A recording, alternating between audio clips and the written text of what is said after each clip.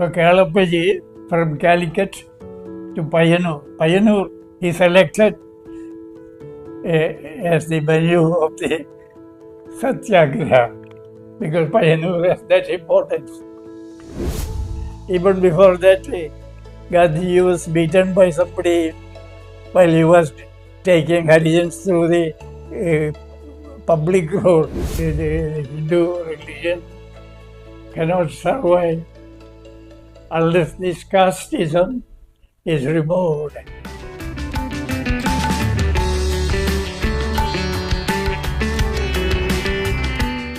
A centenarian whose very life is a glowing chapter of India's modern history, a veteran freedom fighter who carried the torch of liberty with unflinching courage, a journalist who gave voice to truth, an anti-untouchability crusader who stood for equality, a social reformer inspired by Mahatma Gandhi and a devoted disciple of Vinoba Bhave.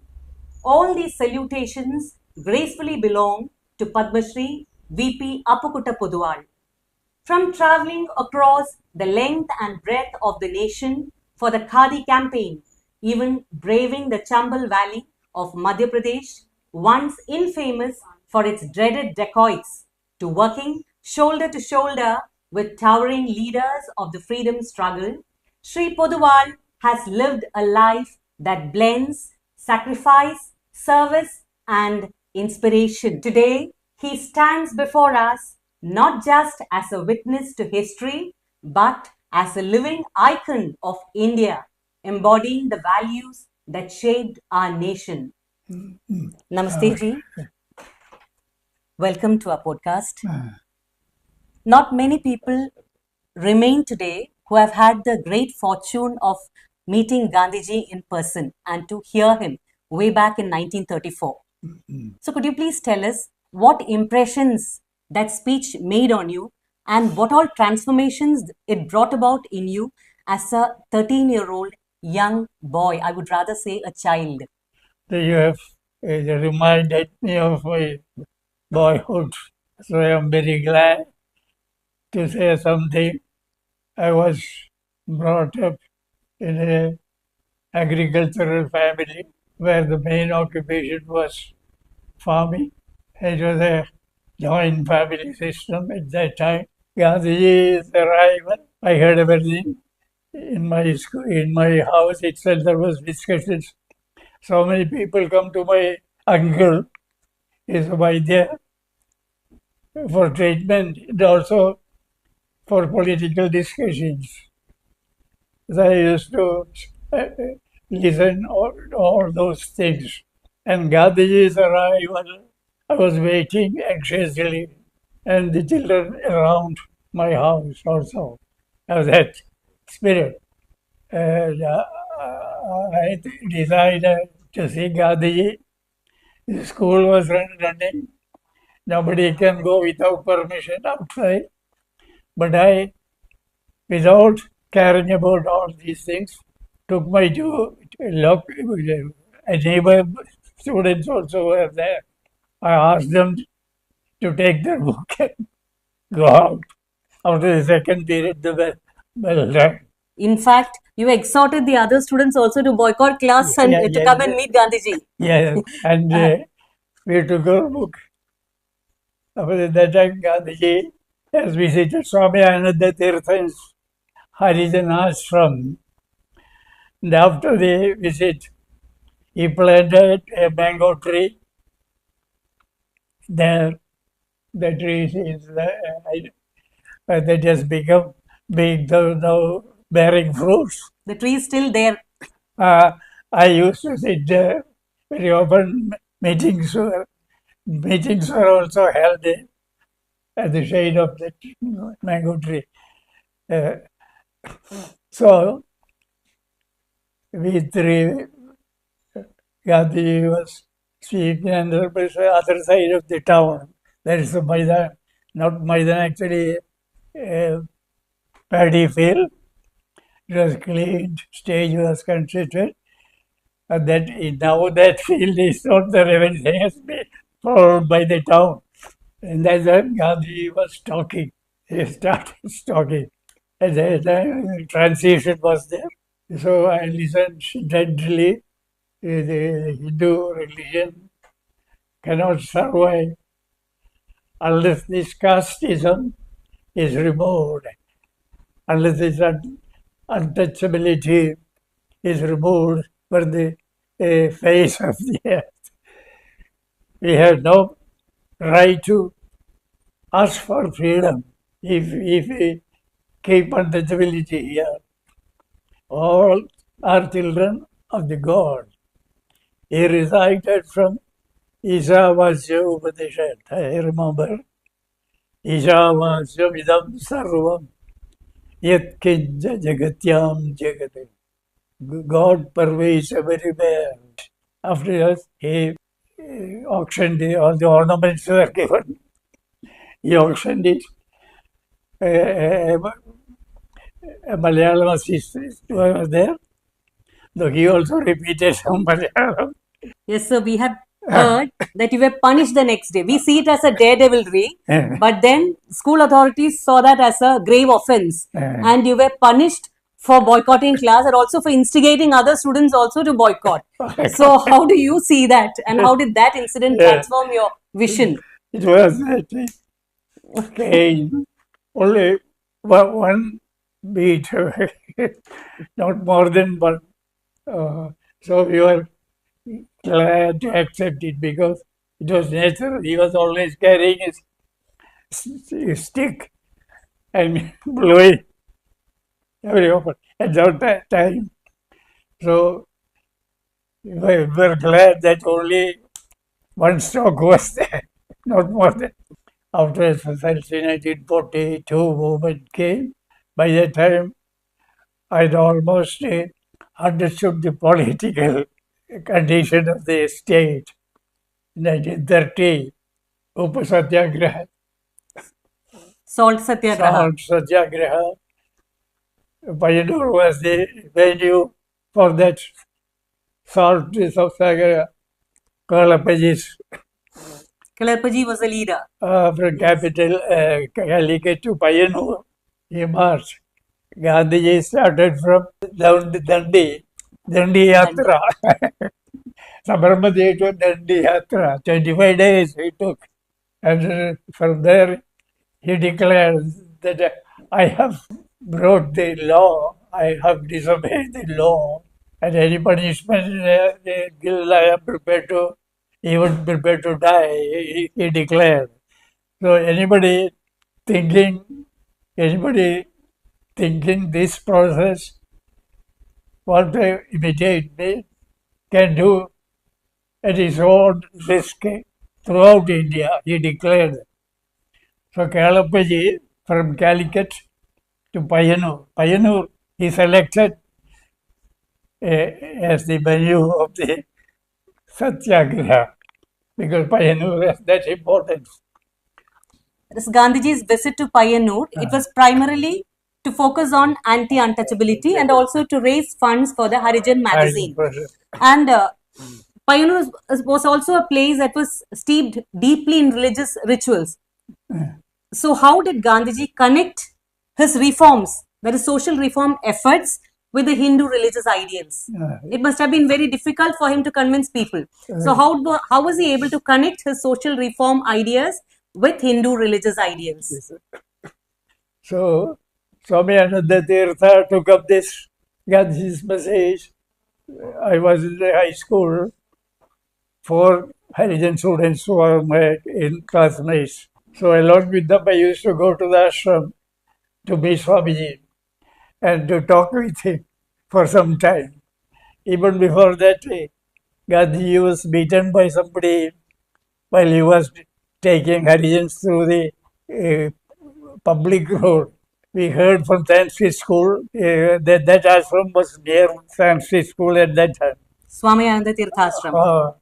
So I, along with the 2 students, ran away to meet Swamiji at his during second period.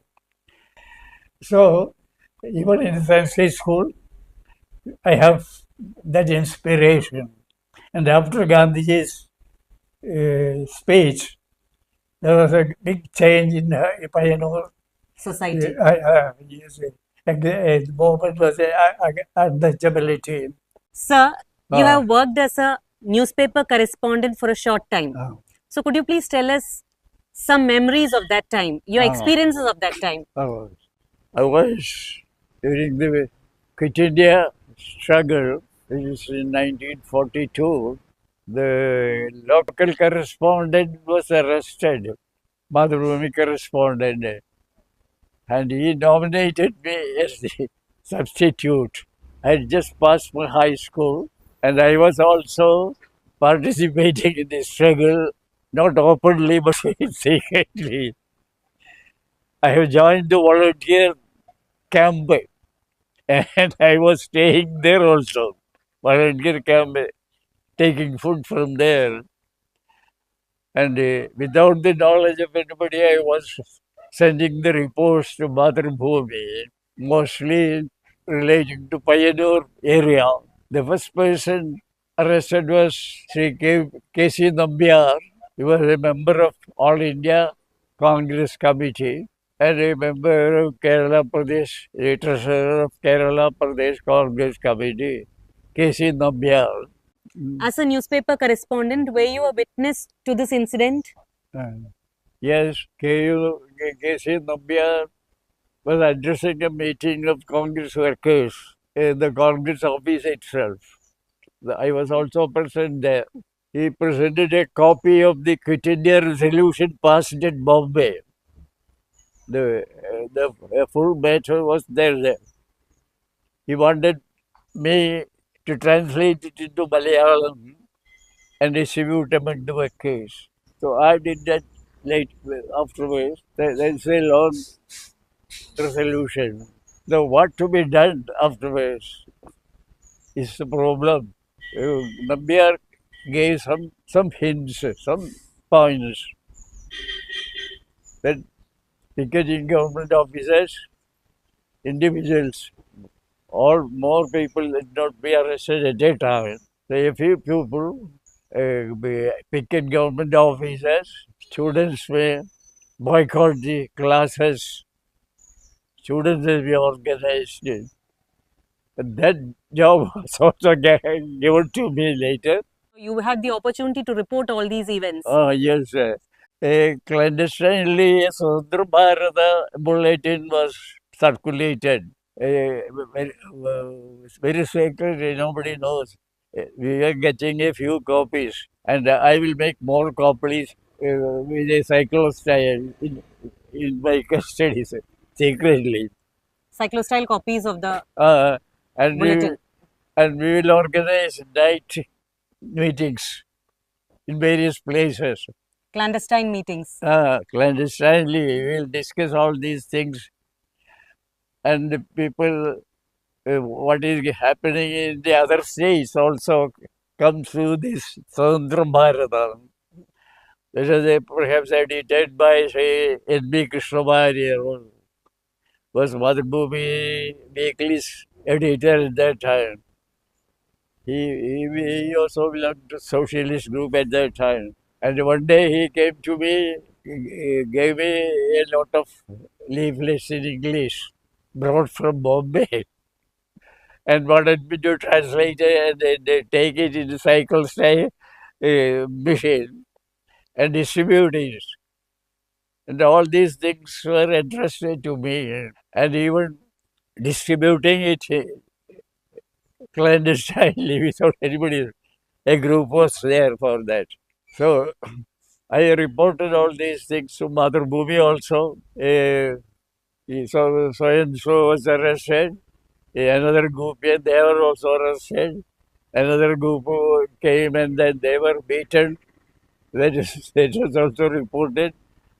And to avoid delay, I used to send it through telegram. The Malayalam report was sent in English. As telegram messages. And without knowledge of other, it was sent. Madhurumi accepted it isn't published. because if I write and send by post, it may take time. So that was also a device that I employed at that time. Okay. Your command over the English language was very helpful for us, Yes. for Malayalis, Uh, to intercept what was going on in other parts of India. yes. And you have played you had the great fortune to be or to play a very active part in freedom struggle at that time. So Payanur was a very happening place at that time during freedom struggle. Yes, yes, yes. So let's go back to your Madhrumi time once again. So the first iconic picture of Bharat Mata in Kerala was drawn by you. And this picture was featured as the cover page of Mathrubhumi Weekly then. So could you please tell us about that experience? I joined Payanur at some training. Even during my childhood, I had.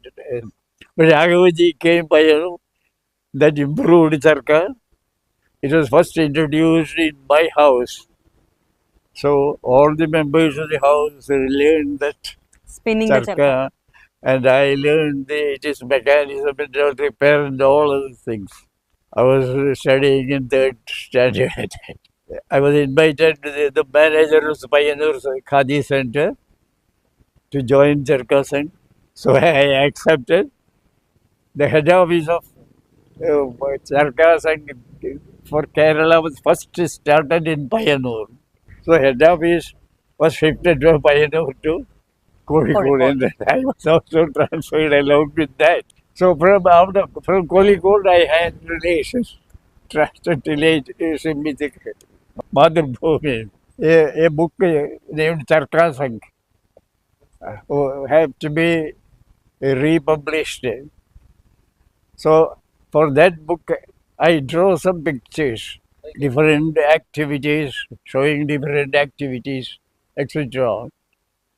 And I took it to Madhubhumi for reprint with with this picture including. Already after the picture, you ask me who has drawn this picture. I have myself done it. Then I want your service. You have to publish an election supplement. I want a Bharat Mata picture by you. Please draw a picture and bring me for approval. So this was asked by, this idea was put forward by Madhrubhumi editor. I'm not a artist. These pictures are drawn out of my own, the birth, mother, and other things. I have very little knowledge about all those things. But he compelled me, you prepare one draft, pencil sketch, and bring it to me within a week. He compelled me to draw. He accepted it. They wanted me to change it to Indian ink. And it was given, they took they published it, and my name was also came to my door. I was given a big reception afterwards. You had become part of history by drawing the first Bharat Mata picture. So, Bharat Mata, the idea was his, but other things were my own. So again, as part of your Khadi campaign, you have travelled to places like Chambal in Madhya Pradesh. Chambal Valley, that was once, at that time, it was infamous for its dacoits. So could you please tell us about your experience there? That is after Gandhi's death, Charka Sangh was resolved. It was transformed into Sarva Seva Sangh. All Khadi, Hindi Prajar, Aitochar, and all those things combined together. सर्व सेवा संघ हो गया और सर्व सेवा संघ में भी मैं सर्विस करके उसके बाद I join the all India khadi and village commission after freedom. Post independence, you joined Khadi and Village Industries Commission. Commission. There was also, I was also actually invited, the head of that section, which was one mega travel from Tamil Nadu, visited Payanur and accidentally met me and asked me, "Are you willing to come to Khadi Commission?" And I told him I was alone with my mother. He has no other support. So it will be difficult for me to come to Lucknow. Lucknow was at that time. So he compelled me. I told my mother that I was going to Varanasi as a pilgrim. So my mother agreed. So I went straight to Varanasi and took my bath in the holy Ganga and prayed at the shrine. Kashi Vishwanath. And then from there I went to Lucknow for the test and interview. I could do everything easily and I got selection. After selection, there's a problem. I consulted my friends. This is the thing. How can I leave my mother alone here? So they compelled me, you go and it is a good opportunity to visit entire India. So, and they gave a chance, you just marry. A marriage. Actually, I was not willing to marry at that time. So my marriage was, within 1 week, marriage was arranged. And I got permission from my mother. My wife was put there. In Payanur. And I told them, I will take both of you to Lucknow after some time. After, don't worry. so, so I joined Lucknow. So what about your travel to Chambal, Uh, Madhya Pradesh? and from there, I had an opportunity to travel Chambal Ghati area also. It was a subcenter of Madhya Bharat Khadi Sangh. With the Gwalior was the headquarters. From there, so we had to visit the field, how the artisans are working, how spinning is going on, how weaving is going on, what are the defects in the implements, what all things are to be added, all the instruction I have to see. It is an overall supervising audit also at the time. So the manager asked me, don't go there. The decoys are kidnapping people. It's very dangerous, manager told me. And I told him, I am not afraid of this because I am a disciple of Vinobaji, I will tell them. In that time, they won't disturb me, I am sure. You didn't face any problem in carrying out your work in Chambal. Yes. After walking 7 miles I reached Chambal after walking 7 miles by foot. There is no road or other highway. We have to go back also. There is another Chambal is a sub-center and Jawaharlal there is another center. So I have to visit Jawaharlal also. From here, 7 miles by foot and through Very difficult terrain. difficult terrain. So I was returning just a furlong at that time. I saw a person, house was there, he was seated there, and a people were surrounding, sitting around him, and they were all in a pensive mood. My co-worker told me that just now a person smuggled, kidnapped from here has been returned by the dacoits after paying the ransom. That is about 20,000 rupees or something like that. So I was interested to meet that man and talk to him. So I went and seated before him. And that man was seated there. Prabhu Dayal, his name was, I remember. Prabhu Dayal. I told him that I have come to visit that weavers here. I am from the Khadi field and I want to know what are your hardships. Please tell me. within a few minutes we have to go back immediately. But then for some time he could not speak. Tears were dropping from his eyes. And they started telling, this is a second Birth for him. birth for me. I thought I would have died already. I have no money, ready cash with me to pay to them. My children disposed of a small area. There was a small Piece of land. area was there, field was there. They disposed of it, and that money was taken to the dacoits, and then they released. Otherwise, his life would have been finished there. So, Vasiri, after thanking him and taking his permission, we started and we to Sabalgade. That is the main center. And this was a sub-center. Chambal. Java Road. Java. Chambal was a sub-center. Chambal. So you spoke about Vinoba Bhave. So you were involved in the, you had a very close association with Vinoba Ji's Bhudan movement.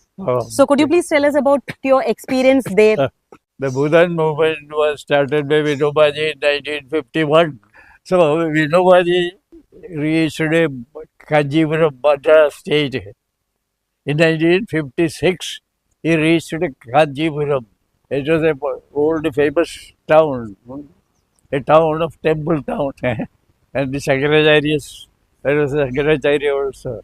So I attended that meeting also. I was in the service, I was at that time, along with other friends. Now, as we are nearing the close of this interview, we would like to know what message you would like to give to our young generation. Somebody asked me, Gandhiji, what gave us some message. So Gandhiji replied, my life is my message. And my life is famous and nothing else. And similarly, I am not at their level. And I am not capable of giving message. Only to study the life of Gandhiji and Vinoba Ji and take inspiration from them and try to bring in life whatever is possible from your person. So it was a great blessing for me to meet you and interact with you and to hear you. Thank you once again for giving us your valuable time. It is my good fortune, I think, to meet you people. Thank you. Jai Hind. Jai Hind.